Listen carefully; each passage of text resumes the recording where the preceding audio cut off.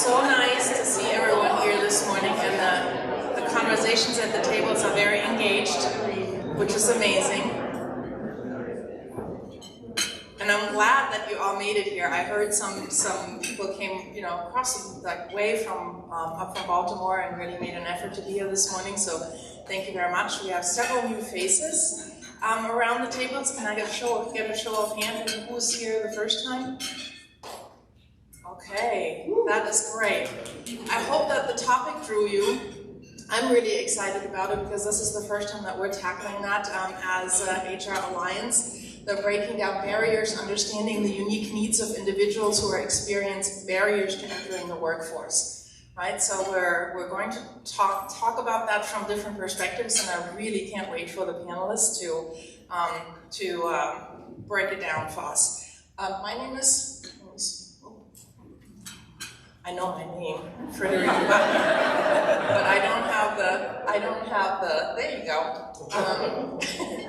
So we have a new mission statement that was adopted this year, and we come together to evolve human capital practices in order to effectively serve today's organizational and social needs, and to creatively shape the future of our workplaces and the world to benefit all people. And today we're really focusing on the social needs, right? We don't want to leave anybody behind, and we want to help them be successful regardless of where they're coming from and what their needs are, and really to benefit all people, and not just the small sliver. So I'm really excited.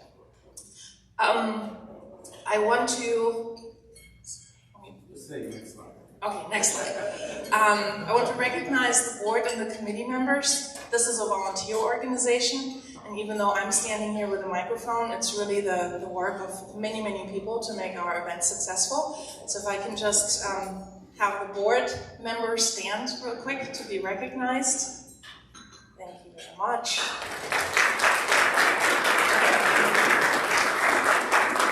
And we also have several committees: programs, compensation survey, membership, communication, sponsorship, nomination, and succession planning. So if I can have those people stand as they are here, and sometimes they play double roles. Thank you so much. And for those of you who are new here, consider helping on a committee. We're really, really a great bunch of people. We have a lot of fun and get a lot of work done, and that's really how you, if you get involved, you have more fun. Let's put it that way.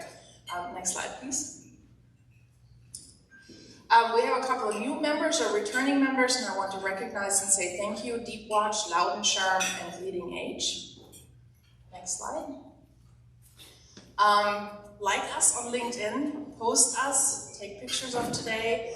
I think what we do here and the conversations that we're having are worth having in all the different places of work, so help us spread the good word. Next slide. And then this is a public service announcement. HR Alliance is sponsoring a compensation survey, and it's really focused here on the Washington, D.C. area, and we've just revamped it and updated it, and it's really a very, very helpful tool to stay competitive. And so the submissions are due to participate June 16th, so that's next week. Actually, that's Friday. And our survey collects salary data for those who work for companies within the greater DC area. So consider, if you haven't filled out the survey, consider participating, please. Next slide. And here are thanks to our annual sponsors: Cordia Resources, Gallagher, Hub, Helios HR, Stillwater, ARAG, Cigna, Extensio Law, Erosti, SIG, UKG, Morgan Stanley. Thank you very much. Without your sponsorship, we wouldn't be able to have our programs. Next slide. Yes, thank you. Let's hear it. We have several sponsors here today, so I'm sure they appreciate your applause.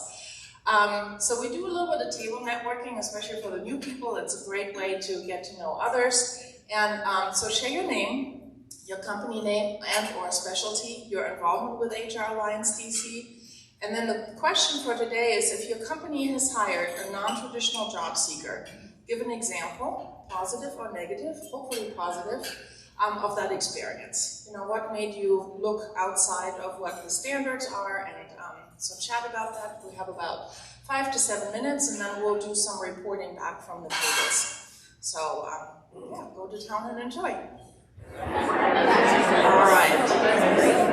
I know we had really engaged conversations everywhere. And I was a little bit of a Debbie Downer at our table.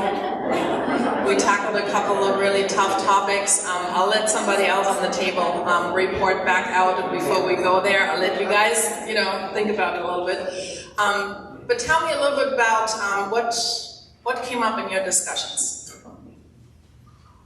We'll go back to the question, Will. There you go.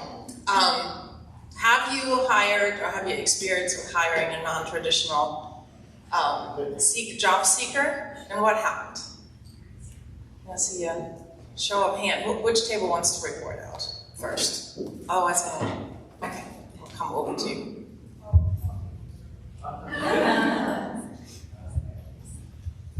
Hi. So I am a non-traditional job seeker. The only reason I started talking at the table was because somebody brought up cultural fit.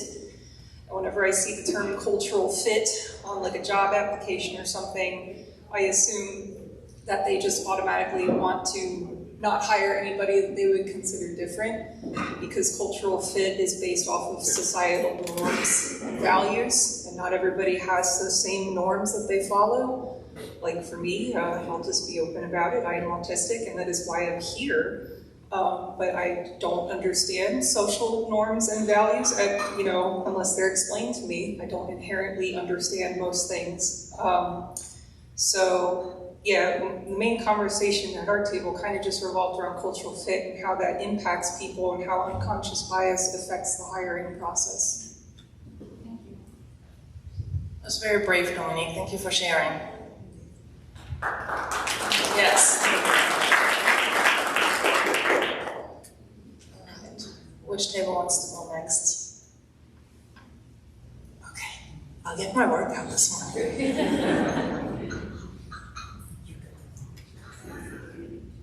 How you doing? Good. I had my coffee, so I'm all wired up now. So, personally, the first thing that came to mind when I saw it is what is non-traditional? Because think about the diversity that we hire or continue to hire. Years ago, I worked 10 years at Ernst & Young, and we hired many people with neurodiversity skills. We hired people with different abilities. I was telling a story about someone I recruited off campus years ago. He's in his early and mid-30s now, and a year after he graduated, he moved down here, and a year after he graduated, he was paralyzed. He actually got into a diving accident off the Chesapeake, and took him a while to recover. But the beautiful end of the story, well, it's not the end, the part of the story that's happening right now, he's a Paralympian in training.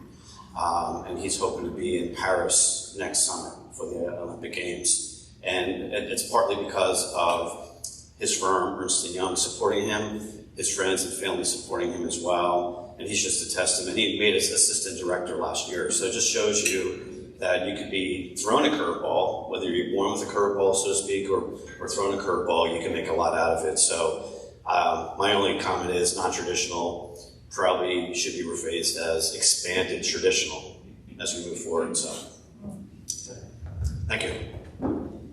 Great feedback, thank you. And it's nice to hear a positive story in that realm.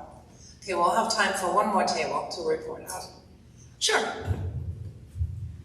So for us at Stillwater, what we consider for the non-traditionals, because as you guys know, finding employees is extremely challenging. So what we try to do is, or what we actually do is we hire veterans that are getting out of the military, and we bring them in for a free training for 2 weeks. And in that free training, they get to decide if they want to be in recruiting, and if they do, then they get to interview with us and we bring them on board. And we have multiple people that we have brought in. They have excelled in the company, but then they move on to other companies. And so I think that's what's a cool thing to see, is that we're transitioning them out into corporate America, helping them have a career and then expanding their career. Thank you. Well, I'm not going to comment on anything because I don't want to steal the thunder for our panelists, and I am not a panelist. So I'm really happy to introduce to you Jody Cohen. Jody's going to be our moderator today. And Jody, I feel so discombobulated this morning, so sorry. I wanted to read Jody's resume to you. Yes. No, stay, Jody, stay. So here we are. Jody Cohen is the Senior Vice President of Human Resources at Bernstein Management Corporation, BMC. She joined BMC leadership team in 2018. As the head of Human Resources, she is responsible for integrating talent acquisitions, training, performance management, employee relations, compensation, benefits, and diversity initiatives from the firm's overall strategy. So big job and really related to our topic today. Prior to joining BMC, Ms. Cohen led human resources for Rappaport Management and Washington Real Estate Investment Trust. She holds a Bachelor's of Science in Business Administration from Clemson University in South Carolina, go Tigers, and serves on the Programs Committee for HR Alliance DC. So warm welcome to Jody, please.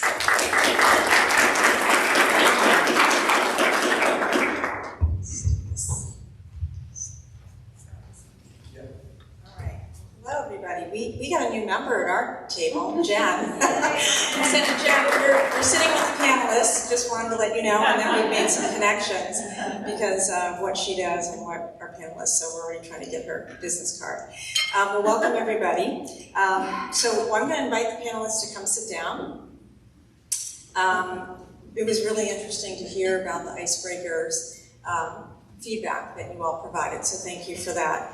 I'm glad to be here. This was a fun program to work on with Lori Price and with our panelists. I certainly have learned a lot through this process, and it sort of stemmed from feedback that we heard from our members that and you will be asked with each survey, what do you want to hear more of? And it stemmed from one of our members, or maybe a couple, who said, how do we help the community? What can we be doing as HR professionals to sort of impart what we know to help others? And so that was sort of the seed that planted and where we are now. So I definitely feel honored to be able to facilitate today's panel discussion on the often overlooked topic of how we as HR professionals can support individuals who face barriers to entering the workforce. So today we have Mindy Jacobson, Executive Director and Co-founder of FutureLink, Adam Albanese, Director of Career Support at A Wider Circle,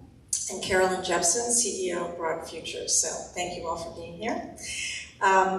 So we're going to begin with having our panelists share about each of their organizations and a little bit about the populations that they support. And collectively we came up with some good questions sort of for our panelists to answer to help educate all of you, and then of course we'll open it up to Q&A. So with that, Mindy, why don't you kick it off? Hi, good morning everyone. Is this on? Yes. I'm Mindy Jacobson, Executive Director and co-founder of FutureLink. We're a Montgomery County-based nonprofit, and we work with first-generation low-income young adults, ages 18 to 25, and we support them to and through college or credential and a career. And through a very intentional, holistic program, a two-phase program, we work initially when they come to us on behaviors essential to succeed in the workforce in addition to mindset. And then we work with them on average for 4 to 4.5 years through very intentional one-on-one services to develop critical thinking, soft skills, workplace readiness, etc. And through paid internships, mentoring, career coaching, a lot of scholarship support, and academic guidance, we help our students move forward. The pace is slower, but our ultimate goal is self-sufficiency through a meaningful career. The students that we serve are 97% BIPOC. Most are from environments of poverty and scarcity. They are mostly children of immigrants, many who come to this country for a better life for them. And by and large, they lack skills, professional networks, and resources. So while they may have loving families, what they lack is the push and the hand-holding to navigate this weird world of work that we're in right now, in addition to education in the United States. So I thank you all for giving us the opportunity to share the barriers to our people, and I will pass it on and then tell the rest of the story later. Good morning, everyone. My name is Adam with the Wider Circle. Just a quick show of hands. Anyone heard of the Wider Circle or donated to them before? Thank you. So we are based out of Silver Spring, Maryland, although we have a hub in Southeast DC as well. It's sort of like a drop-in resource center for the community.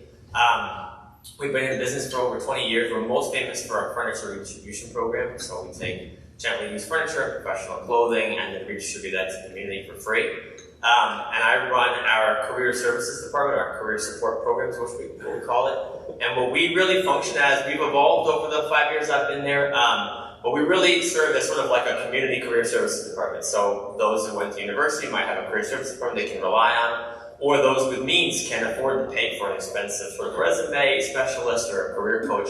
We want to offer that kind of level of quality services to those that cannot afford it. The people that we serve are either experiencing poverty or on the margins of poverty.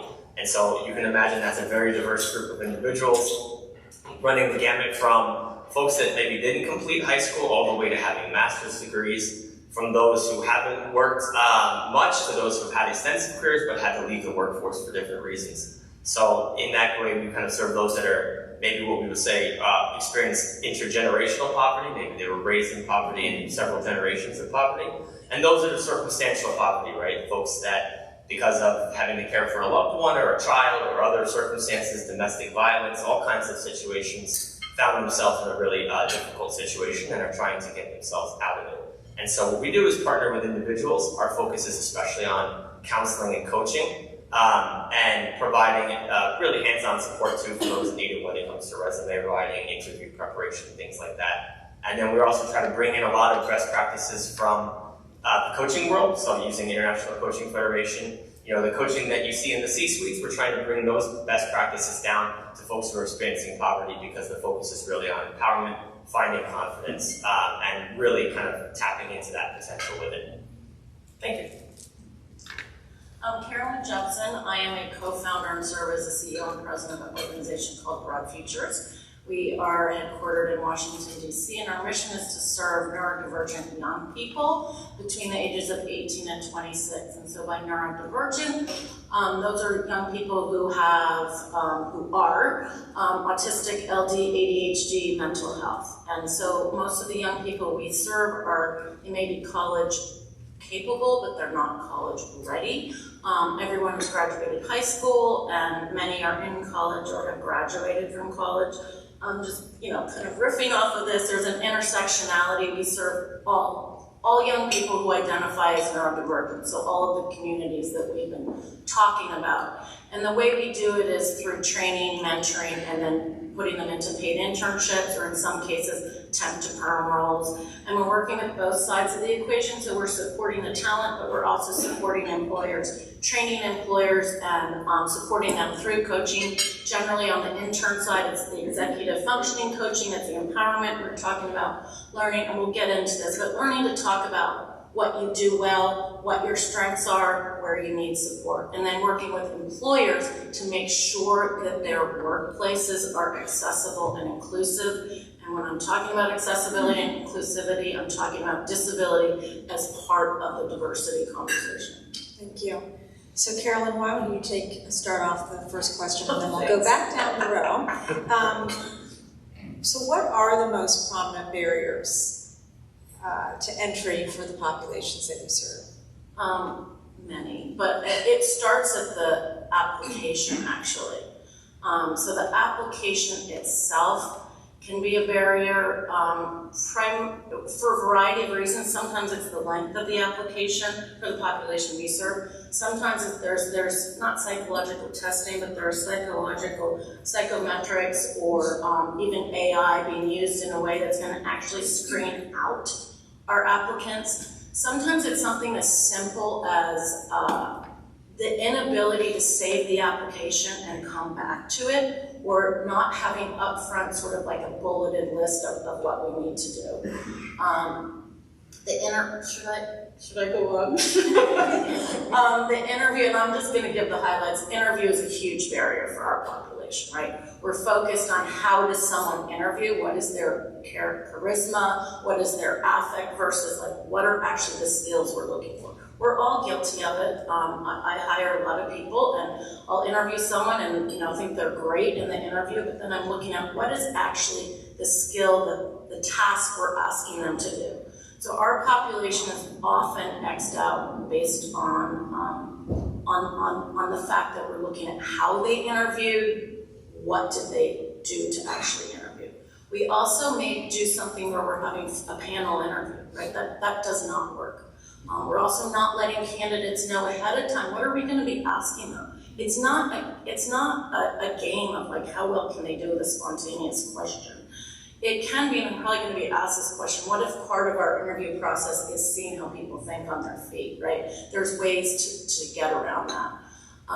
So it's the application, it's the interview process, and then also, obviously, once we're in a supportive environment, right? So once we're in the workplace, do we have a mentor? Do we have people that identify the way we identify in leadership roles, right? Do we have someone that we feel that we can go to? Do we feel part of a community?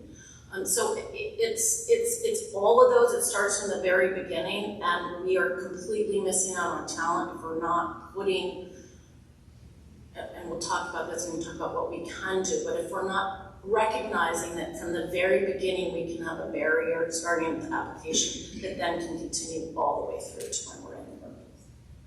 Great. Now I have a bunch of questions to that, but No, I know. Well, so much we do. So, Adam, why don't you share what? Sure, and I will try not to repeat because there's, as we mentioned, there's a lot of intersectionality here. I'd say the biggest barrier for the folks that I work with is work history, is recent work history. Right, I love to see a lot of the recruiting best practices are on sort of this active versus passive candidates, right? And so those that had to leave the workforce or haven't worked in a little bit because of various reasons have the hardest time, right? And that is a real source of tremendous stress and a lot of coaching in terms of how to speak about it, right? And that's only because they're expecting the question. They're expecting to sort of have the person reading the resume to potentially make assumptions about why they were working. And so that is, I'd say, the largest barrier. Similar to what she said, but I'll kind of phrase it in a different way, which is sort of the likability piece, right? Like that really, the subjectivity of likability and culture fit, as was mentioned earlier, is a huge barrier, right? It's a huge barrier. A lot of what we really do is talking about how their authentic self is the most powerful self, but the truth is the authentic self might not be what, is sort of the most likable version of what a very particular population is used to. And so there's definitely some work on that front. So I'd say that's something that really stands out to me as a barrier. There's others, but I'll say those are the most prominent for right now, for sure. Thank you. You're welcome. Mindy? So for us, because we are looking for entry level for an internship or for the first career job, our students immediately get overlooked because the algorithm, they go in the no pile for several reasons. One is fresh out of college or maybe high school with a credential, something like that.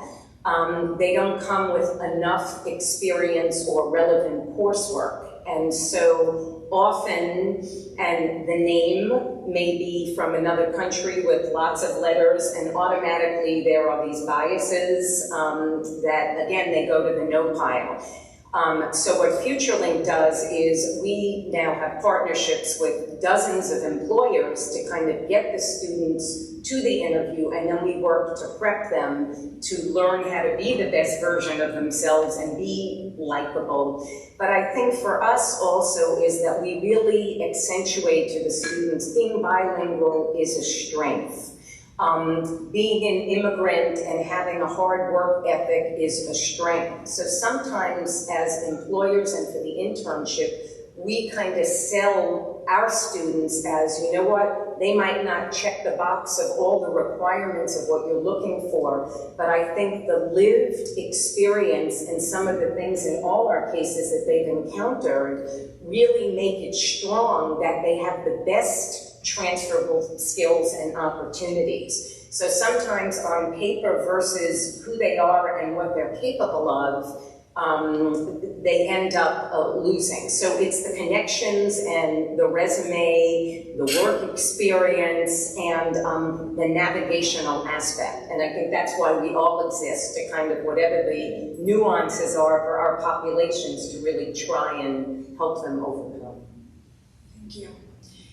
So how can HR professionals, whether, you know, for us in the room, within our organizations or external recruiters, best collaborate with hiring organizations to look beyond a candidate's differences and focus on their job-related skills and experiences during the interview, the reference checking, onboarding process, you know, and beyond that?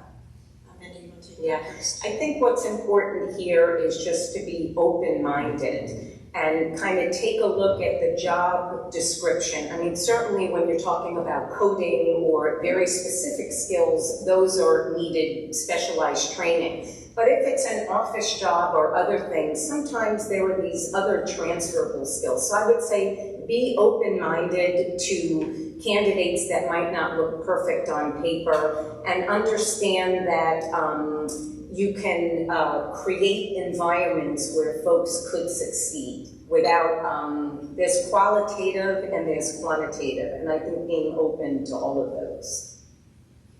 Yeah, I think, well, there's a lot here, but on the interview process especially, some of the advice that I give the folks that I work with is, you know, if you're in the interview room, you've already been deemed qualified, right? You guys aren't wasting your time. And so to kind of lighten the stress a little bit, right?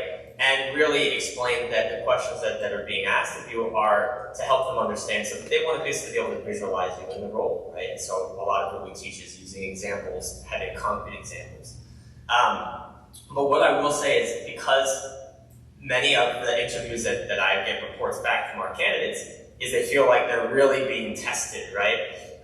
Or they feel that stress of that the interviewer is really trying to figure out fitness, like we talked about before, as well as look for red flags.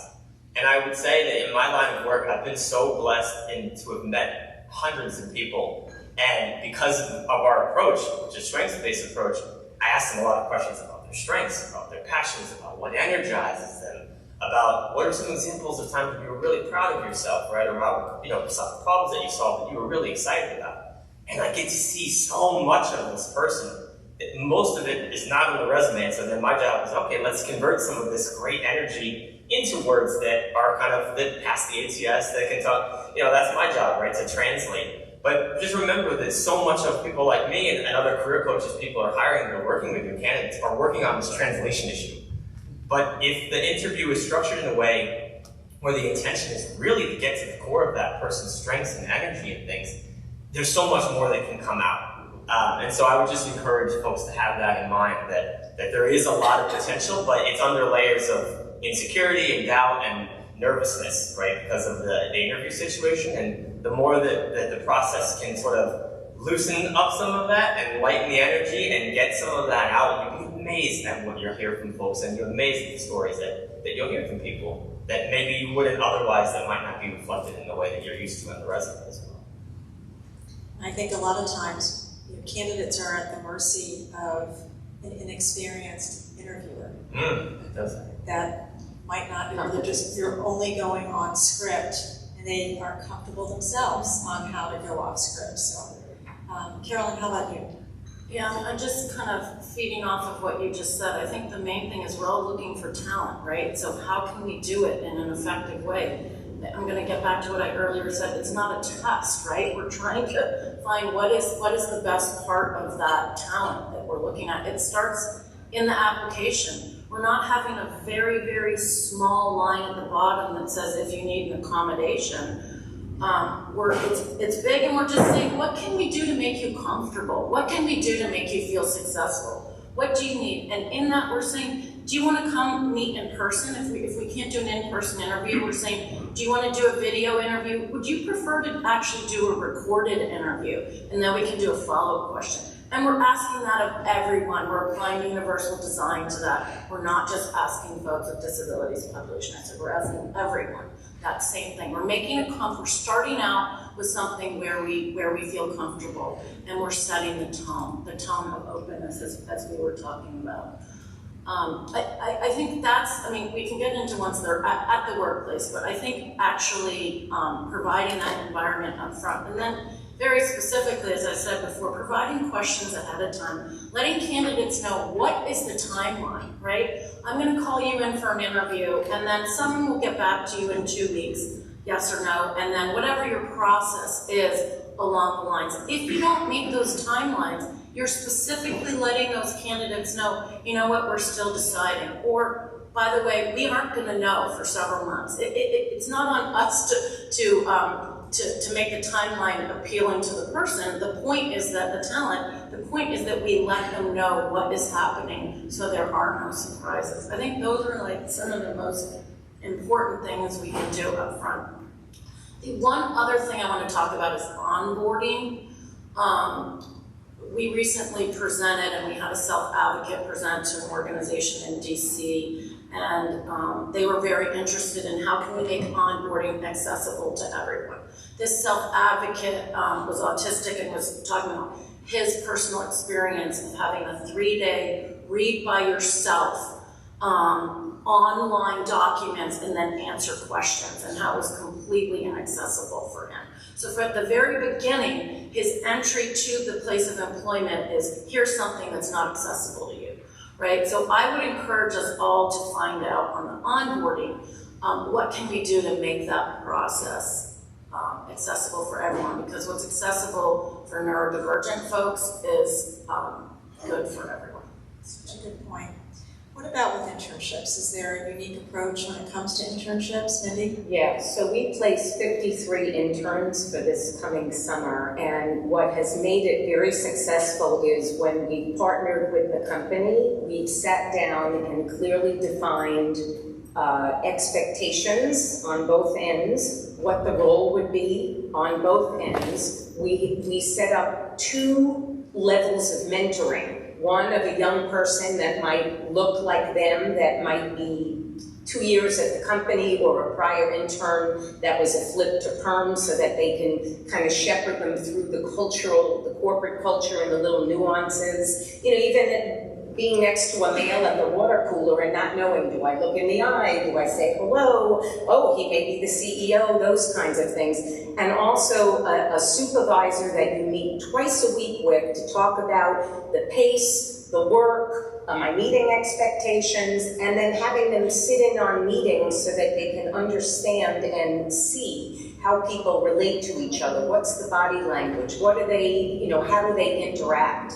The only way that especially coming out of a pandemic, that students are going to learn how to enter the workforce properly is to be there, to see it, feel it, understand the culture, and really be mentored. So I would say that anybody who's hiring an intern, really work with the student or the potential, the person that you're onboarding, to be very clear, expectations, role, and then the mentoring. And I think that's really, really important. In other cases, it's like a cheap interview too, right? The goal would be the intern hopefully could lead into a permanent position. So it's worth everyone's interest to really unveil that talent.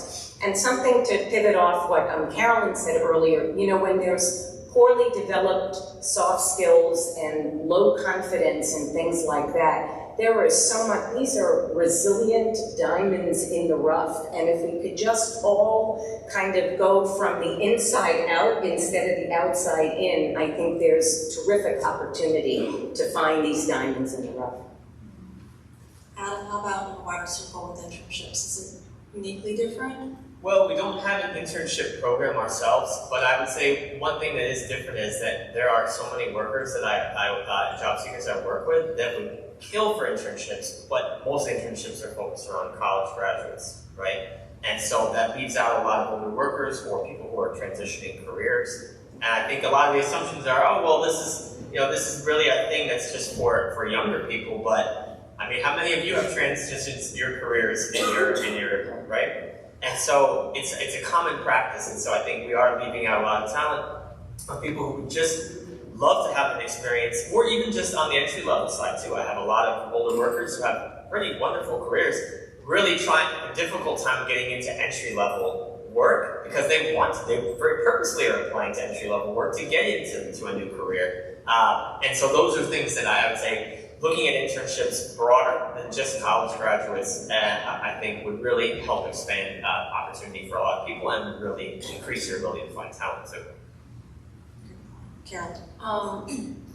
Yeah, I mean, I think there's three things. One is exactly what we were just talking about, which is who are we looking for? The second one is the support, how are we supporting? The third is communications and clarity, right, around job roles. And so who are we looking for? We're assuming that we are using internships as a way to vet talent on both sides. Talent's vetting you all as well during that process. And so if that is the case, we want to make sure that we are getting the talent that is representing the diversity that we want in our workplaces. So to do that, if we are saying it's got to be a sophomore in college who's taken these 5 classes, automatically we're missing out on talent. If we can broaden that range of what we're looking at, we're going to get a broader range of talent there.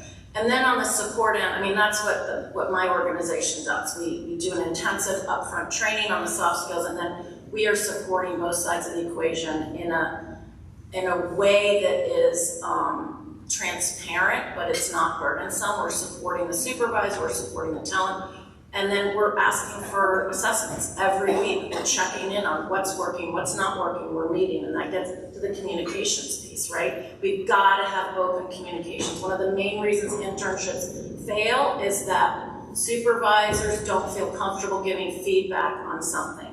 In our case, because the person's disabled, I'm not comfortable talking about that, right? Unconscious bias. So what can we do to open up those lines of communication? If we have regular check-ins, you know, like you were talking about twice a week, whether it's once a week or twice a week, we have regular check-ins, we have an evaluation where we provide feedback. Those are things, because we have such a short period of time with an internship, that I think can make all the difference in the world, and then you have incredibly successful outcomes for that conversion rate that you're looking for.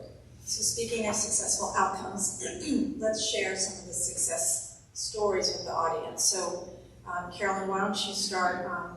So what have hiring managers done well in terms of looking beyond a candidate's differences and focus on the job-related skills?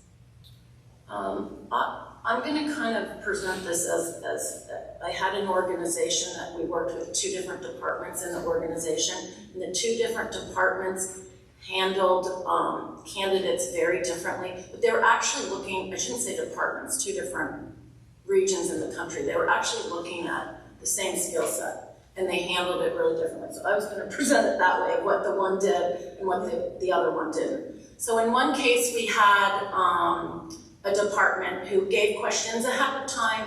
They insisted on going through neurodiversity training with respect to interviewing, and really talking with us about what do we need to know. We came up with, they were focused on what are the job skills that we're looking at as opposed to what were the classes you took. They did not look at a transcript. They had one person meet with the candidate only, and then when it moved to the second round, they only had 2 people meet with the candidate. The other department did everything the opposite, right? So they were focused on affect. They didn't give the questions ahead of time. They didn't have time to do the neurodiversity training. And they decided that the first case, the person was hired. The second case, in an internship to perm role. In the second case, they were focused on the affect, right? They were focused on the person wasn't a good fit for our office. And we tried to find out what the reasons were, but we really weren't. And that person was not offered a position. These people on paper had the exact same credentials. So it gets back to kind of all the things I was saying. And then once you're in the job, what have been success stories is what we just talked about, is the supervisors who are willing to be open and willing to take the time to meet and willing to actually be excellent supervisors and saying, these are my expectations of the role. This is what good looks like, and I'm going to give you examples of what good looks like. Adam, what about Wider Circle, what are shared success stories? Yeah, this is sort of a weird way to answer this question. I apologize, but one of the successors was actually a Wider Circle. So in 2020, we, like many organizations, did a lot of soul searching during the pandemic, during the George Floyd protests and everything that happened after that murder. And we looked in at our own practices and realized that as an organization, we had been too focused on culture fit, which for us had a very specific mold. We were an organization serving majority Black and Hispanic population that was majority white, right? We were a business that was so focused because of how we were founded on the sort of social justice piece that we were looking for a specific kind of person, but that specific kind of person was sort of self-sacrificial, wanting to do more for their community, willing to take a pay cut to come down to a nonprofit to do something that's more on the ground that they're connected to. Well, that specific little group of criteria is a very narrow band of individuals, right? And so we missed out on having a broader, more diverse population within our own workforce. And so that forced us to kind of, and so I was thankful to be part of the sort of committee internally to look at our own internal hiring practices. And part of it was like, how would your folks make it through, right? And again, it was the same thing we're talking about. It was, okay, we need standardized interview questions. I know that sounds kind of boring, but like we realized a lot of our questions were allowing where, again, if a certain level of likability is met at the beginning stages, then it becomes a discussion. And then you miss out on actually talking about the skills of the job and the actual work. And so we said, okay, what are the most, we kind of really pushed all the hiring managers. What is it that this person really actually needs to be able to accomplish? What do they have to have day one? What can be gained over time? And so we adjusted a lot of our questions due to that. And with that, we have such a much more diverse workforce. We have more people working with us that have lived experience with poverty. It's completely revitalized the organization. We went through strategic planning. And because of the changes in hiring, we have such a different approach and outlook and mission, and everything has been updated. And that wouldn't have happened if we hadn't kind of changed our own practices within and really focused on, for example, because we were so focused on a certain kind of person, we would hire someone that had a certain energy, even if they didn't maybe have the very specialized skills we needed. So we started saying like, no, we are a business, we need specialized skills. So we started to really, interview for, do you have this very specific criteria? And even if they weren't the most kind of flaming heart social justice warrior, but they were the best damn accountant, okay, we hired them, right? And so that really also changed and professionalized the organization immensely.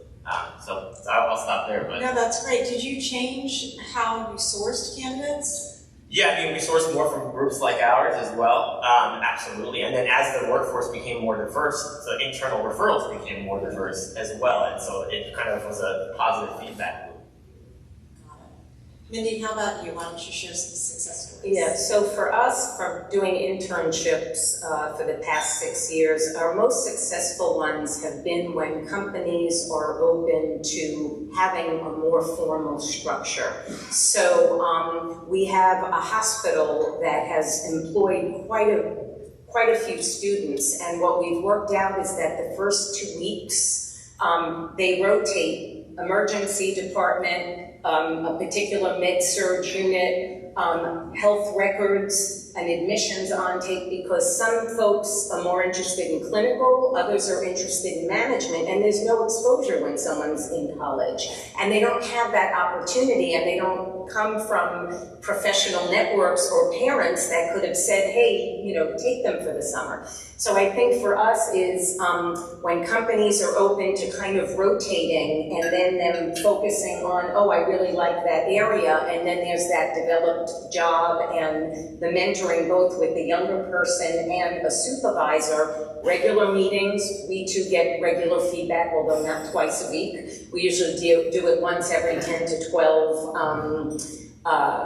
days, but when they sign the timesheets, we have the opportunity to get feedback. So it's constantly a built-in feedback loop with our students, makes them better and makes us better. And then on the other end, I think our own hiring practices, because we've gotten so good at the internship placements and the flip to the kind of the reverse, has made us and our practices better too. So it's kind of like you live and learn, and whether it's because of COVID or strategic planning or successful student placements, you kind of learn and get better. And even I'm currently hiring for FutureLink, and yesterday I had the final 2 candidates in, and I just find my own questioning, my openness, and the way that their lived experiences. Somebody who's an immigrant from Ghana who served in the Peace Corps, then lived in Manhattan, worked in Harlem, and thinking, well, she will completely understand our population. You know what I mean? So it's less about where did you go to school and what is your experience, and her lived experience was as important and kind of moved her to the top of the list. So checking her references this afternoon, I hope to make an offer tomorrow. I'll let you all know. Anything you want to share, Mindy, about when things didn't go well?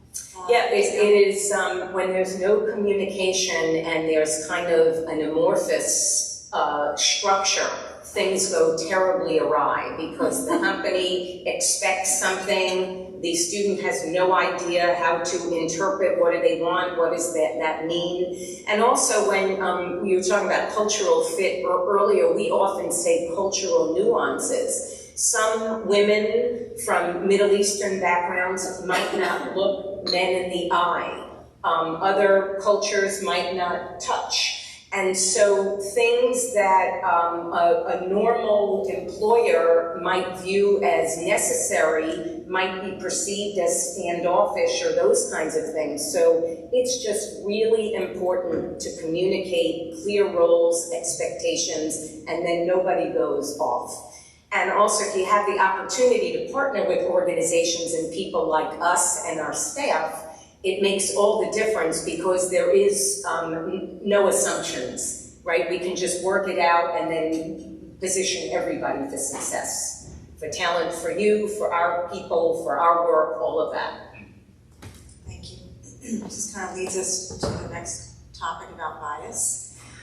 What can employers do to navigate the uncomfortable aspects of bias so those in the populations you serve can thrive?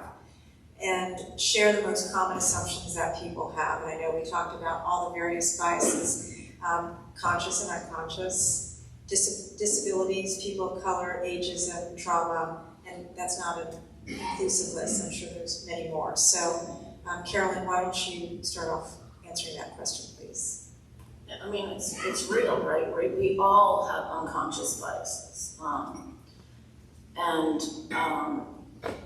A lot of it I have spoken with the population we serve, which in fact probably covers every category you just talked about.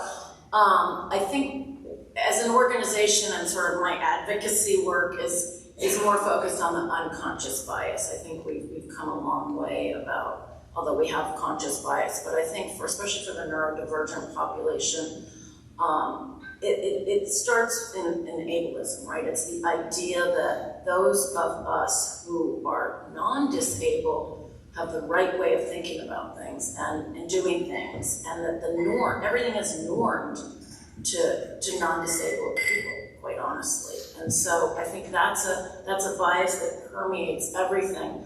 A lot of the biases are not what you were just talking about, cultural nuances, right?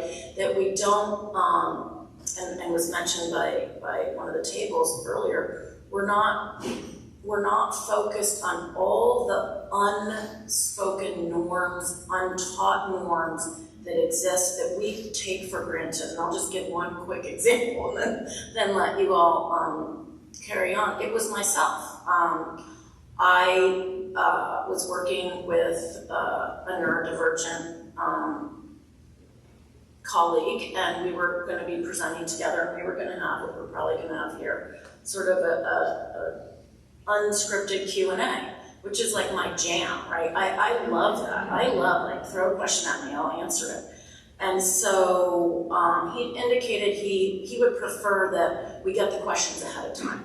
So I talked to the people we were going to be presenting to, and I said, you have a week, get me questions by close of business Thursday. This was like 150 people, no one gave us questions. So I said, sorry, we don't have any questions, we're just gonna have to wing it. And he was like, I'm totally uncomfortable with that. And this is what I do for a living, right? I'm totally uncomfortable with that. why don't you think of a couple questions ahead of time, you come up with them and give them to me, and I was like, what a great idea, I didn't even think of it. And that just I think that's just like a visceral, unconscious bias. I myself, my bias was looking at it from my perspective of someone who enjoys that, as opposed to what is behind that. What is behind that is all the unwritten things we're not talking about, right? So that's kind a of great example. Yeah. Thank you. Adam? Yeah, this is an important topic, because I think, and neuroscience shows that we make assumptions, right? This is what we do. This is how our brain works. It's trying to predict what's going to happen. And so it's a natural thing. And so I think the more that we become conscious of it, the better. And I think as I mentioned, the most prominent barrier is certainly work history. So the assumption being that someone that hasn't worked in the last couple of years is not going to be ready to work now. And again, I think it's just a matter of really asking yourself, does that assumption necessarily hold up with a lot of your experience, either yourself or with people that you know? And why is it that assumption is there? Because a lot of folks that we've mentioned, maybe we left the workforce for lots of valuable reasons, and we're doing extremely impressive things, whether it's family care or elder care, or taking care of your own health, or going back to school, all these things. And I think it's really about asking the questions that can get to, okay, what is this person going to do on the job, versus sort of letting those gaps sort of just say, oh, well, then this person there's no way, right? But why? Why is there no way? So it's just asking those questions. I think we're talking a lot about this. I think it's so important because it covers such a broad spectrum. This idea of like how someone might show up or present in their communication style, in their body language, because there's so many cultural differences. As I mentioned, when I've asked questions about like what excites you, what are you proud of, I said I can sense this different energy, right? But that different energy is so subtle. There are some people who are smiley and talkative when they get energetic. There are others who are actually very calm. Maybe their voice doesn't modulate up and down in a wild, dramatic way like I do because I'm Italian and I'm from New Jersey, right? Not everyone is Italian from New Jersey, right? And so really being able to listen and allow yourself to believe where people are saying and assume that what they're saying is true. That's a crazy thing to do, but try it, right? See what openness that might bring in these conversations, because people communicate differently. One thing that I think is important to mention, because it kind of goes back to like when things didn't go well a little bit too, and this is more after someone's been hired.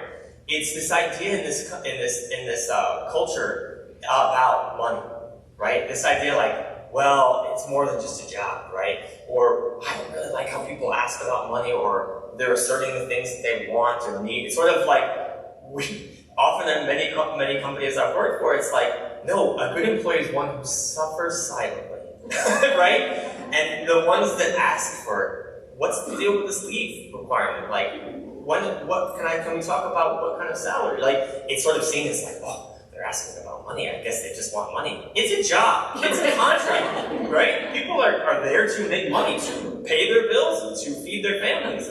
Heaven forbid they talk about it, right? And that's a big cultural difference as well, right? Because it's a very middle-class kind of white thing to be very silent about the money and the salaries and things like that. That's not how all the cultures are. You go travel abroad, people are like, how much did you pay for your house, right? It's just a different kind of a vibe. And so having some openness and allowing yourself to not assume that someone who's asking about money or needs that they have is sort of like a problem or they're selfish. It's like, that's the contract. They're here, there's a deal here. They're giving you a skill in their time and you're paying them. Like, it's okay to talk about these things. So those are some of those assumptions that I think can cause a lot of strife, especially because there are such a vast array of how people present and communicate about these things.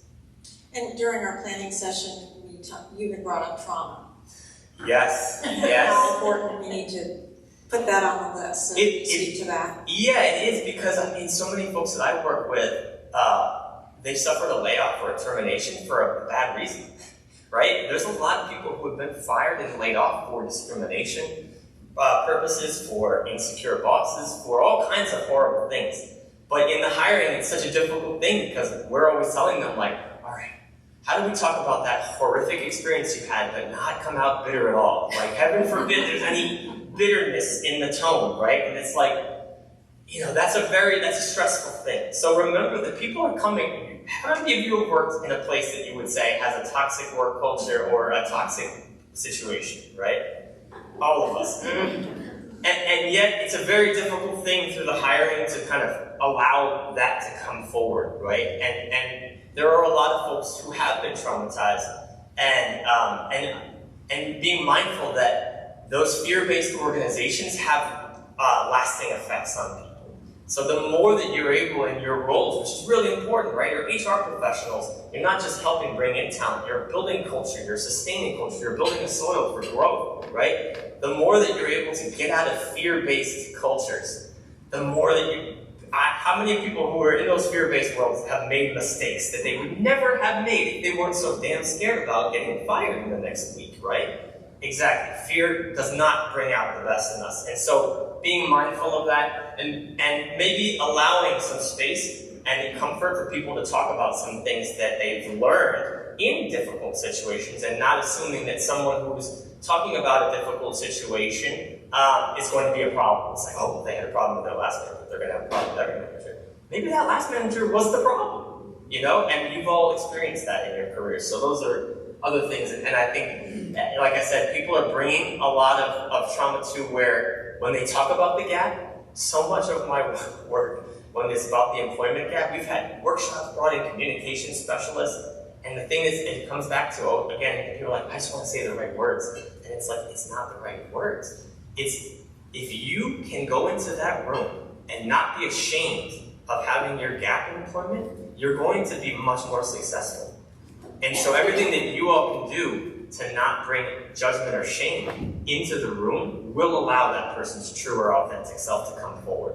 And that's to your all benefit. And I know that many of us, even though we might be a part of the interview process, there are hiring managers that are not in HR that Yes. They can go rogue, or they have so much fear of asking the wrong question that they don't really get enough information about a candidate to even be able to determine, whether it's the right fit. So I think that's another thing for us to figure out how to navigate.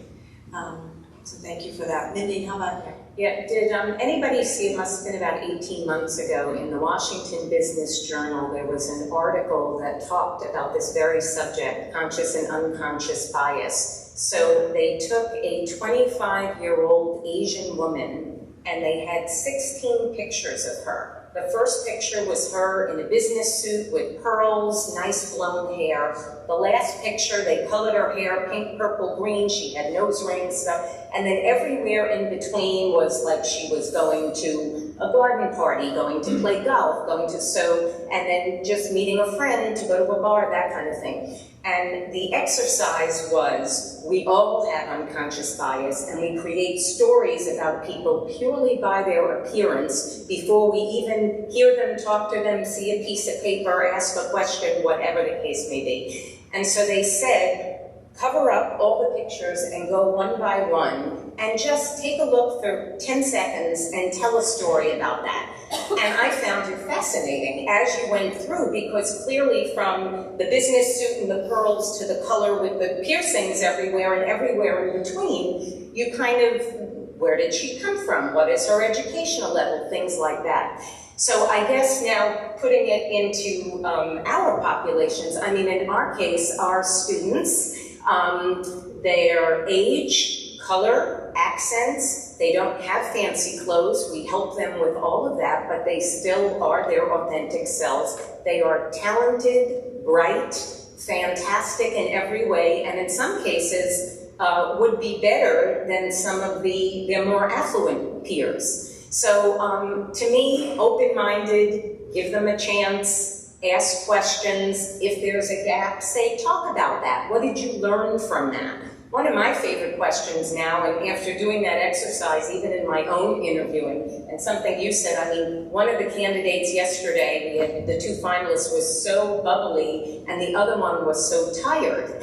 And one of my staff members says, gosh, she was so low energy. And I said, but she was so passionate. When she asked me a question about a student, and I told her that there was tears, so I said, do we need high energy for the job? You know what I mean? So even you say, okay, they have to be relevant to students for this particular role. They need to ask the right questions.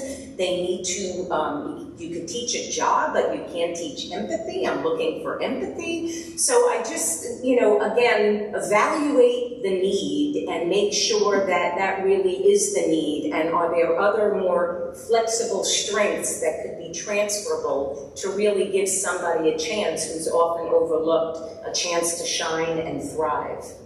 And also, employers need to prioritize what they think they need, 100%. right? What's So most important? there might be the job qualifications, but how are they really a must? Are they really required?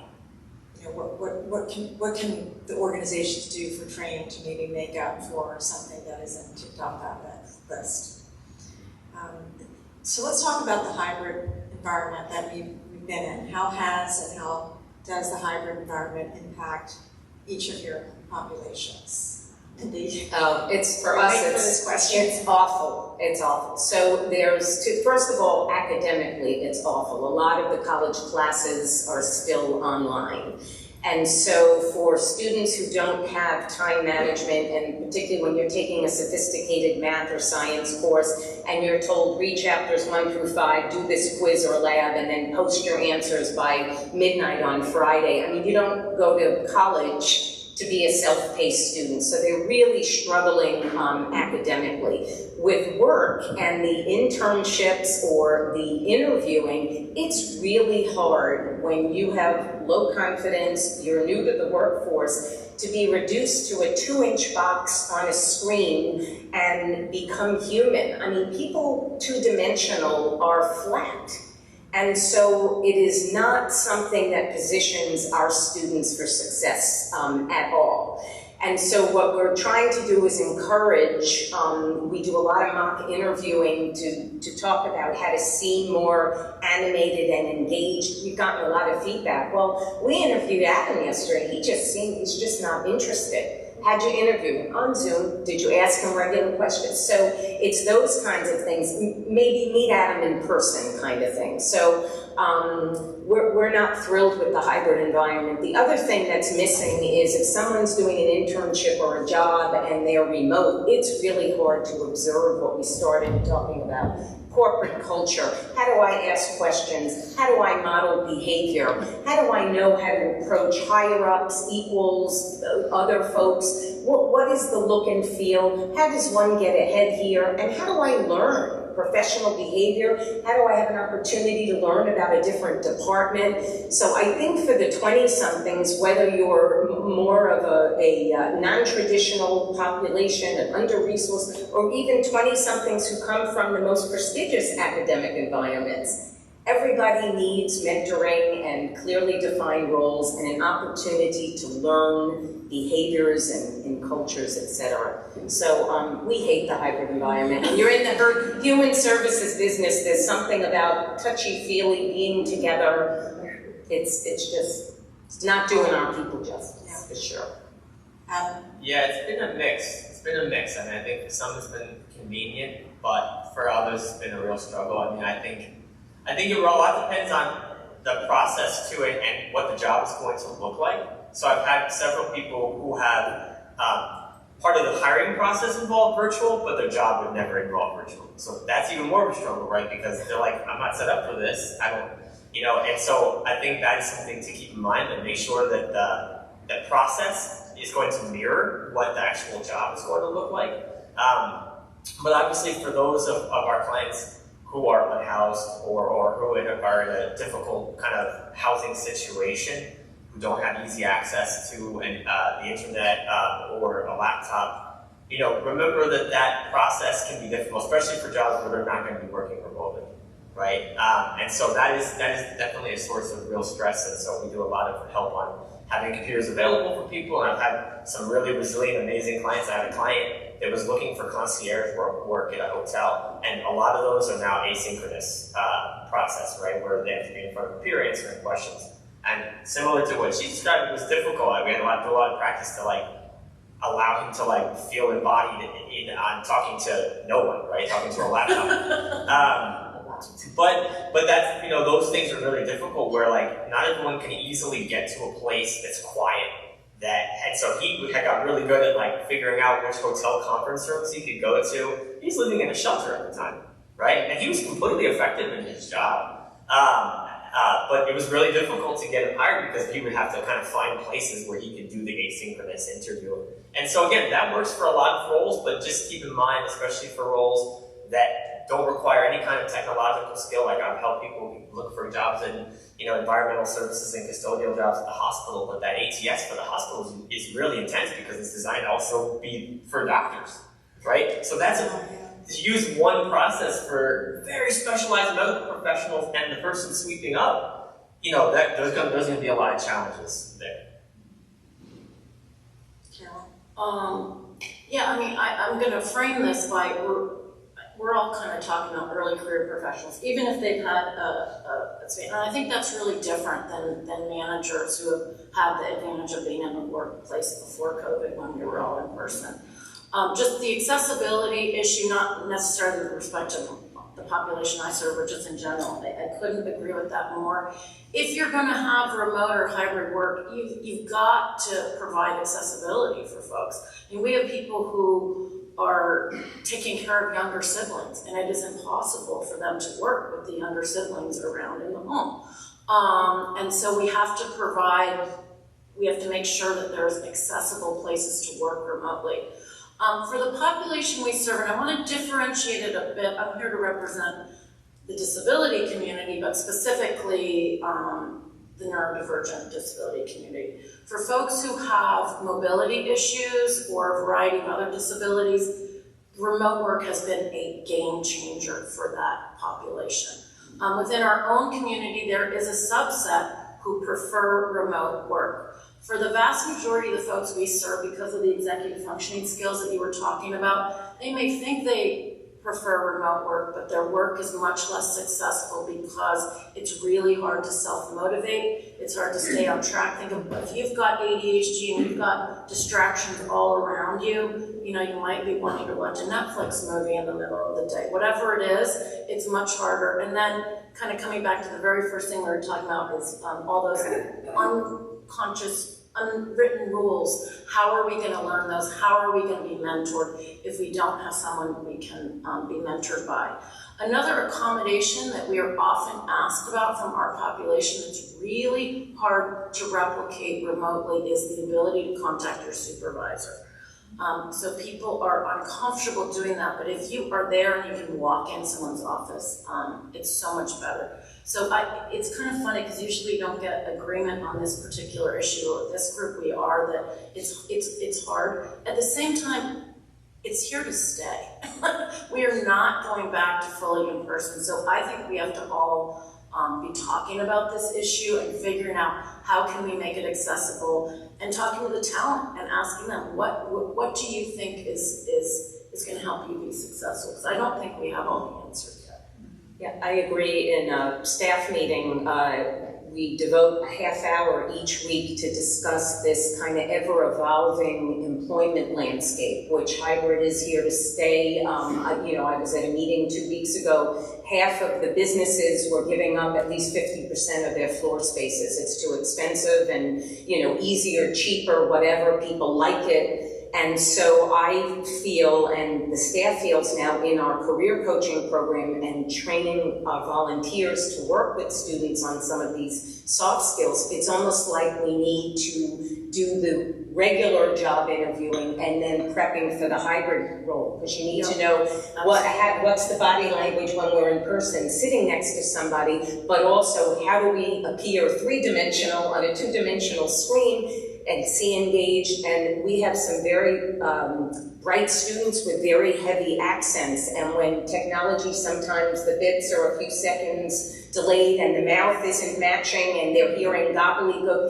they're really at a disadvantage. So then we have to say, okay, not only body language, slow down at the end, say, did I make myself clear, or things that we would never have to train. And the students get nervous because they feel like, oh my God, it's the job, it's the income, they're judging me, how I speak, what I look like, but there's so many factors now. And it's nested complexities, whether you're neurodivergent, a middle-aged job seeker, or somebody just starting out. It's stressful. And I think it's also stressful because sometimes even professionals like yourselves in the room aren't quite sure where the company's going because it is ever evolving. So I think together we have to kind of continue the conversation regularly and often as things are evolving and whatever things are changing and becoming, more standardized as a new normal, to kind of be forgiving when we're hiring, interviewing, et cetera, but also, how we train and prep them to make that beautiful match. That just reminded me, gave me a memory. A company that I worked for a few years ago had a very robust internship program, and the interns were really the children of the CEO's friends. Nepotism at its best. Yes, so I remember walking by a workstation and an intern had their feet up on the desk with the earphones, headset on, and it was shocking and disappointing, and I realized we need to educate our interns who you think come from good backgrounds and just would know better, or either learn it from their parents or learn it from the colleges they go to. So even in that environment, you think, isn't this obvious of how you behave? And so during our orientation, what we changed for the following years is basically kind of how to present yourself and what does professionalism look like. And so imagine you think, that type of population, you think it should be obvious, so even like 100-fold with the populations that we all serve. So we've talked about the barriers to entering the workforce. So, your students, the people that you all serve, they're in the jobs, so that's the good news. So what about the barriers to supporting their ongoing performance and, retaining them, helping them be successful? I know you mentioned some things to help them be successful, the communication, but what else, can you share with us to help, make it successful? Because sometimes you may have a manager that is that excellent communicator that moves on, that leaves the organization, and that person might feel lost. So, what does that look like? Carolyn, you want to start that? Partnering with people who can help you is a great way. I think that the biggest way to success is to educate all the staff, right? So it's not, first of all, it's not just the C-suite who have the idea that they want to bring on this talent. It's the middle managers, and then it's the people who might be moving on, right? And so it's making sure that we're not just, even though we've been talking a lot about it today, we're not just focused on bringing the person through the door, that we're focused on how can they be successful once they're here. And so you don't know what you don't know, right? And so assume that we need education, we need professional development, and it should be ongoing, right? We cannot be front-loading this type of training and you check your box when you did your neurodiversity training, right? That's helpful, but it's gotta be ongoing, right? We've gotta be actually seeing how it works in practice and getting feedback. So whatever the system is to create that in your organization, whether it's working with a partner like ourselves, whether it's setting up your own internal, we're gonna have meetings where we check in and we see how this is going. Whether it's doing general professional development, but it's gotta be ongoing, it's gotta be intentional. And we've gotta be able to see what is the pathway for these folks? Are we just bringing them in the door and expecting them to stay in these entry-level positions, or what is their pathway for success? And communicating that.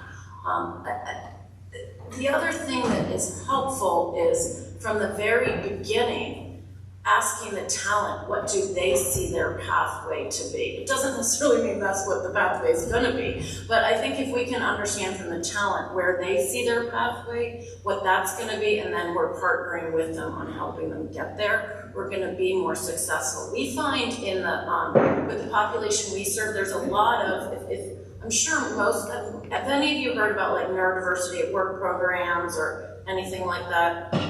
Not as many as I would think. It's right, opportunity, of course, Vicki, yes. So there are a lot of neurodiversity at work programs that are sort of popping up throughout the country, or interest in them. And the idea is we want to bring people in, but we've got to invest that same amount of energy in keeping them there. So some of the programs that have started, there's been a lot of energy to bring the talent in, but then we're unable to keep them there because then the initiative goes away. So it's sort of that sustained commitment to keeping them there. And then we're not going to have talent leave, right, or fail, right? So it helps us on transition costs as well. Yeah. Thank you.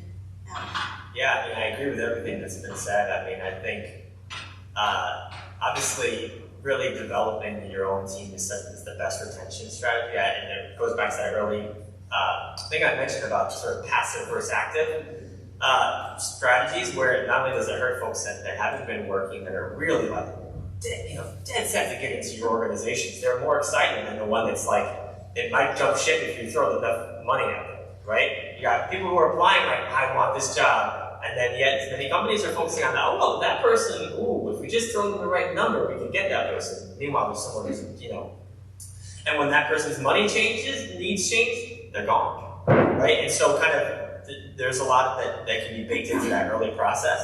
The other thing I want to mention, which I think the neurodivergent community has been so brilliant in bringing rigor consciousness to, is the idea of masking, right? If people are familiar with this concept of masking, right? And it comes from the neurodivergent community where, the idea of like basically being able to mask by saying, okay, let me learn the social norms and take on the persona of a neurotypical way of communicating, right? But it's putting on a mask. This is not just for the neurodivergent community, right? It's for anyone who's going through something. I mean, that's the other thing. There's a lot of people in your organizations that are suffering from financial hardship, that are scared, right? But they're not allowed to say that. They're not allowed to talk about it, right? And there's also a level of, like I said, directness that's sort of frowned upon. There's a lot of great, funny TikTok videos from people who like social media and stuff about like, turn this into corporate speak, right? Where it's like, here's what I really want to say. How do I say it in the right words on email? As per my, basically like, so it's this idea of like, we're basically telling everyone to mask for a corporate lingo, right? Think about how much mental and emotional and psychological energy that's going into masking and saying the right energy that could be used to solving the problems that you all are having in your organizations. So the more that the cultures can really think, how do we allow people's authentic full self, their full humanity to be reflected in the workforce, the more that you're going to get out of folks, the more you're going to have a diverse talent pool that you're not expecting. So I'd say the masking thing is something to really pay attention to. And the companies where they have to mask more, where you have to put on the show more, are going to be the ones where you have the most resentful workers, the most likely workers to jump ship the second that they can, because they're tired of putting on the show and they want to have a break, right, and be able to be themselves a little bit more. Thank you. So we lived this real time. We had one of our earlier students who it took 6 years, but she finished her bachelor's degree and then went on for an MBA. And when she was with us, we did an internship at Freddie Mac for her. And she was then hired by Freddie Mac. So we had our first generation student become a first generation professional. So here she is from Gambia, beautiful, smart, articulate. I mean, she checked every box.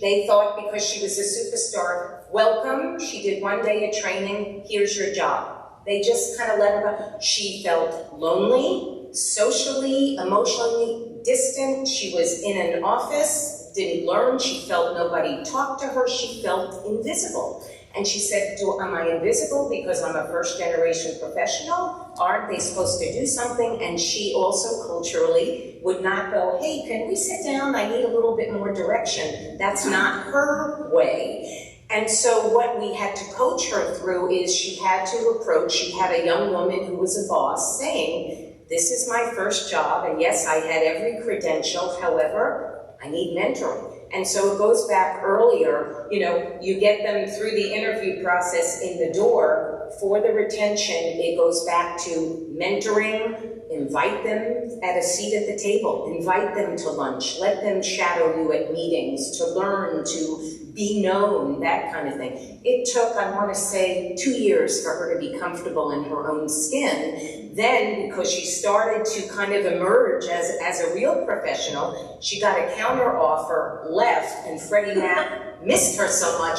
they upped her, gave her a promotion, and if you come back, we'll give you an extra $10,000. So it actually worked out. Now she's laughing about the painful being, lonely, and she's at Freddie Mac making a 6-figure salary, doing very well, managing 2 younger folks. But don't you know, she's a terrific manager now because she never wants to leave others behind like she felt. So I guess it came full cycle in a positive way. But those 2 years, boy, she said, I busted my butt. I'm breaking the cycle of poverty for my family. I'm able to send money back home. And my sister and generations below me see hard work is paying off. And she said, I'm embarrassed to say, I'm miserable. And so just remember that when you do get these talent, in whether they're from our communities or just younger, they need mentoring, regular communication, a feedback loop, and it's the only way. And it's also a time savings in the long run for everyone. Everybody's expectations, and it's just a win-win all around. Thank you. So I'm getting the cue for some Q&A. So we'd like to open up to everybody. We do have a mic here just so that everybody can hear, unless you have a nice, loud, booming voice. Lori will walk around. Yes? Just a real quick question. Are your internships paid internships in general? In our case, they have to be paid. Our students can't afford to work for free. And so we have 80% of the companies pay the interns when they have an opportunity, but money is tight. I do raise some grant money because we feel that the experience is so needed and it leverages further experiences to build the resume. So we partner with companies if they can't afford it. Of course, we're a nonprofit. We feel that companies should have bigger bankrolls than us, but we never want to preclude a student from the opportunity. So there are partnerships in which we pay the student and the company gets free labor. That's great. Yeah, ours is similar. All of our internships are paid, with the exception of if it's a not-for-profit or Senate or congressional internship and they don't pay interns, they historically will raise funds.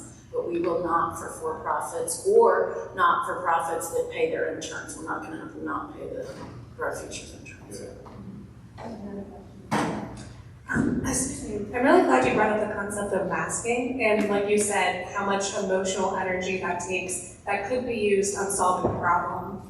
So a follow-up question I have to that is because I've seen that people use that as saying remote work is actually better for those people because they are not spending that energy on a persona. And similarly with masking, like code switching as well, you're not focused so much on a persona, and instead you're really able to focus on the work. So I'm curious your thoughts on that, given a lot of you were really focused on hybrid or the benefits of in-person, when I've heard a different perspective on the benefits of remote for those reasons. Yeah, I mean, I think that what you said is true, and I kind of said, for me, it was a mixed bag in the ads, and especially with the relationship with the process versus if the person can do the work remotely. But yeah, I've heard that from many clients that it is much easier because when you're remote, then you're just doing the job. You don't have to necessarily do the water cooler talk, the sort of have those conversations. And for some, that's comfortable, and for others, not. We also did experience a rise from the pandemic of people with social anxiety. That was something that I saw a huge increase with a lot of clients that were self-attesting to me, like, I'm just not ready to go back into like big crowds of people like and so that's a real phenomenon that I think we should pay attention to. And so yeah, I think that working hybrid and working remote can be really beneficial. I think a lot of it depends on the job and the person, and having that flexibility makes a big difference. Yeah, I think that's the key part. It depends on the person. What we see is the assumption that because you're neurodivergent, you actually prefer to work remotely. And I just want to disabuse everyone of that, because we have many people who, that's not true at all. But think about the energy it takes to mask or to be, and so there are folks, and it gets to what we were talking about accessibility. Ask the talent, if you have the ability to have hybrid or remote, ask the talent how they work best, right? I also think there's a phenomenon where talent may think it's better, but actually their product is better when they are in person. I'm just gonna be really honest about that. That can happen, and so we have to talk with how can we make the end product be what it is when you're in the office if you're more comfortable working remotely. We have time for one vote. So I have a question as it relates to buy-in from senior leadership. Given that I'm at an HR manager level, I obviously report up to senior leadership. My last company was a high-end luxury appliance company. We had warehouse workers. One of the jobs was sorting a variety of different boxes in the warehouse. I wanted to implement this program where we have like outside candidates come in and show their skills versus going in and applying on an application to which they may be neurodivergent or something like that. Wrote a paper for my master's program, sent it to them. They read it, they're like, oh, this is great. Put together something, we never went through with it. Put it into a presentation. I was like, okay, maybe you guys will listen based off of the presentation. They didn't. So how do you recommend getting buy-in from those senior leadership members with regards to creating programs or partnering with organizations such as yourselves? Ooh, that is a great question. So you have to show the business case, right? Or this is not charity, we're not doing this because, oh, we want to help this disabled person, we want to help whatever population. We're doing it because it makes business sense. Why do we want diverse workforces? Because we have better solutions, right? So I think that's a huge, that's a huge generalization, but you've got to be able to make the business case to senior management. And then, you know, if necessary, you can bring in a partner to make that case who have the data, right? Those of us who've been running programs can say, like, you know, we serve 500 young neurodivergent people, and these are the stats we have. So you have the business case. These are all the other companies in your industry who are doing it. You can have people help you with that, but you've got to, in your case, I mean, we're not going to take the time to do it, but we can make the business case very quickly why your suggestion, which is brilliant, is a good way to go. I think when we approach companies, and some might not be in the know as much, you kind of ride the diversity, equity, and inclusion arena, you know, that we're in right now, and say there is value added. And so think about it. We teach our students this. We do a personality assessment. It's kind of cool. Your personality is mapped to a sea creature, and that sea creature is goes to different disciplines of jobs. And so one of the questions after, we then break them up into the sharks and the sea urchins and stuff, and at the end I said, who do you want in your workforce? And, you know, somebody might say, oh, I want all the sharks, they're the leaders, they're this. And someone says, I want all the sea urchins, they're the analysts. I said, I want one of each on my team, because solutions need different perspectives. And that's how you sell it to your employer. You know, you ride the environment now, but you say that there's value added from getting all different people, shapes, sizes, colors, thinking process, doesn't matter, but that's what makes the world a beautiful place. Yeah. I'm glad you didn't make us do the sea creature. I'm going to send it to you now. In my experience, CEOs tend to listen to other CEOs. So if there's any C-suite leaders that you can find that have done something similar, that might be your best way in. But I would also say, like, I haven't heard it as much on the warehouse side, although it's a genius idea. It's brilliant, and it really will work based on my experience. I would say the construction industry is an interesting one to look at, because they kind of do that a little bit. In my experience, construction is like put up or shut up. If people can show up in the boots at 7 a.m. and work all day, then they're hired. Yeah. Right? There's not a big process. Send me your resume. It's like, show up on the work site on time and work all day. Okay, cool. And so, you know, maybe there's some professionals in the HR side or leadership on the construction industry that might be interesting to tap and be able to speak to, like, how that's been the best tool for them to recruit. You can also save Keep time. persisting too. I love that you're doing this. Good for you. It will Good for work, you. yeah. We have time for one more question.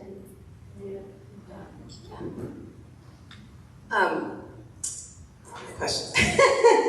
Yeah, is there any particular industry or trend you've seen of types of jobs or industries that the people you're working with want that's been particularly difficult for you to sort of crack and get into? Great question. Not to call anybody out.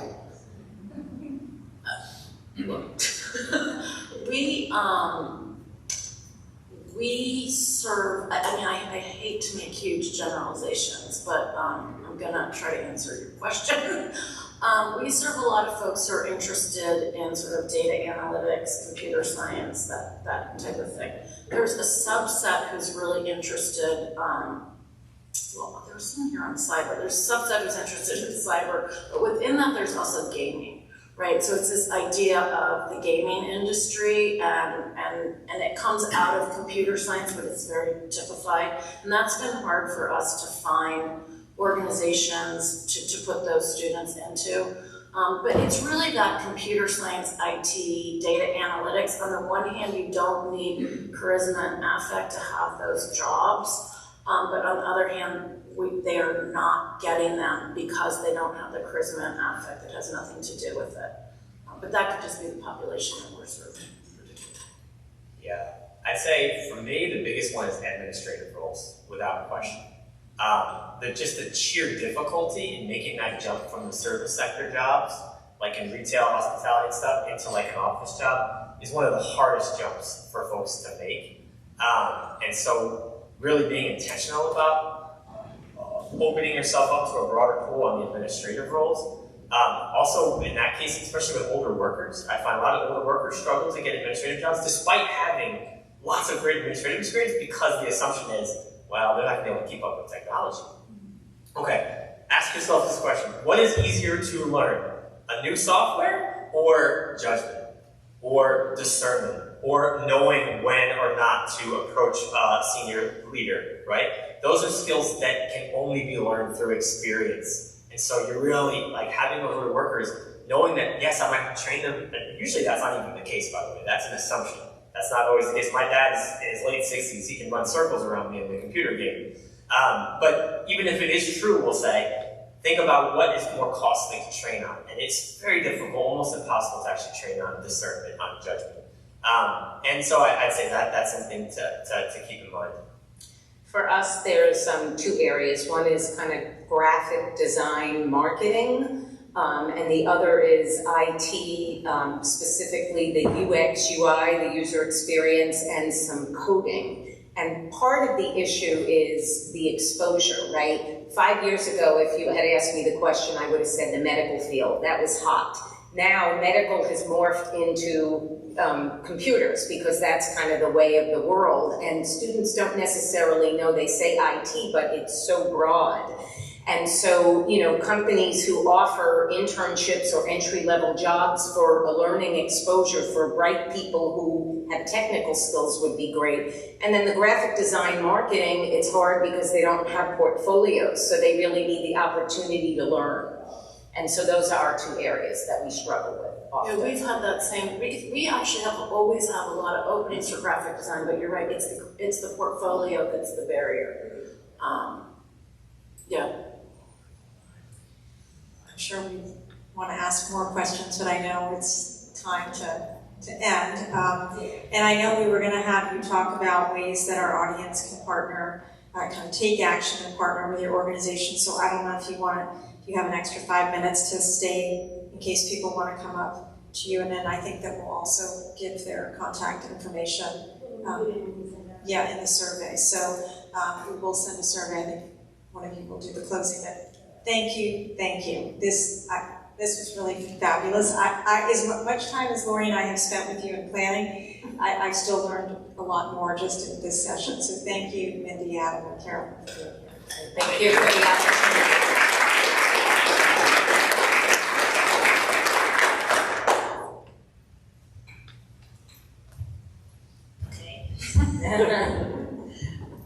Thank you, everybody, for coming in.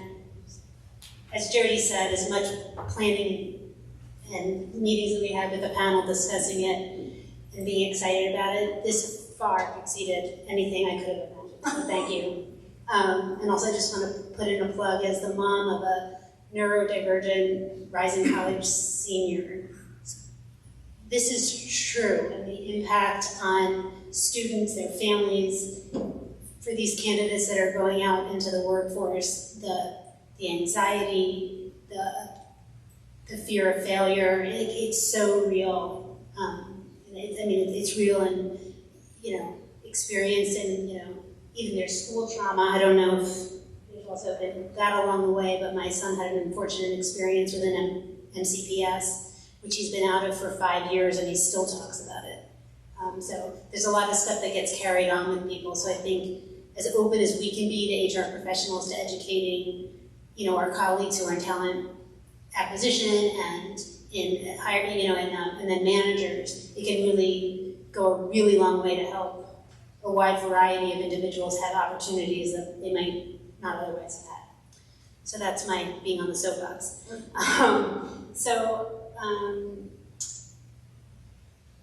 Thank you everyone attending, panel, attendees. Amy is going to send out a survey later today. We encourage you to complete it, give your feedback on this program, ideas for future programs. Anyone who completes the survey will be entered into a drawing for a Starbucks gift card. As Frederica mentioned earlier, our compensation and trend survey is due on Friday. So if you haven't done it yet and want to take a look, I know it's a lot of work, but it gives you a lot of good data to help you in hiring and making decisions. Amy will also be sending out the SHRM and HRCI credit, which the program has been approved for. Please return your name tags as you walk out. And being in June, we do take a break in July in terms of programming. And while we don't have a program in August, we do have a happy hour on August 23rd at the Tower Club. So we hope to see a lot of you there. More information will be coming out. And then we resume programming in September. We have programs scheduled for September 13th, October 11th, and November 8th, and more information will be coming out then. So thank you, and